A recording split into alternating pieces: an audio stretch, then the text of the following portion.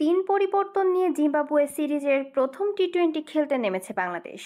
আফ ফর্ম কিংবা বিশ্রাম নয়, ম্যাচের আগে চোটে পড়েছেন টাইগার প্রেসার। তাসকিনের মাংসপেশিতে পাওয়া চোটের খবর দিয়েছেন বিসিবির প্রধান চিকিৎসক দেবাশিস চৌধুরী। গণমাধ্যমকে তিনি বলেন, ম্যাচের আগে তাসকিনের সাইড স্ট্রেইন সমস্যা হয়েছে, তবে চোট কতটা গুরুতর তা জানা যায়নি। গত ওয়ানডে বিশ্বকাপ থেকেই কাঁধের চোট ভোগাচ্ছিল তাসকিনকে। বিশ্বকাপের বেশ কয়েকটি ম্যাচে চোট নিয়ে খেলেছেন তিনি। বিশ্বকাপ শেষে 2.5 মাসের মতো বিশ্রামে ছিলেন। চোটের কারণে ঘরের মাঠে নিউজিল্যান্ড সিরিজ ও নিউজিল্যান্ড সফরে খেলা হয়নি তাসকিনের। বিপিএল দিয়ে মাঠে ফিরেছেন তিনি। এরপর থেকে নিয়মিত রয়েছেন খেলার মধ্যে। জিম্বাবুয়ে সিরিজের 4 ম্যাচে 4 ম্যাচ খেলে 8 উইকেট নেওয়া তাসকিনই এখন পর্যন্ত সিরিজের সর্বোচ্চ উইকেট শিকারী।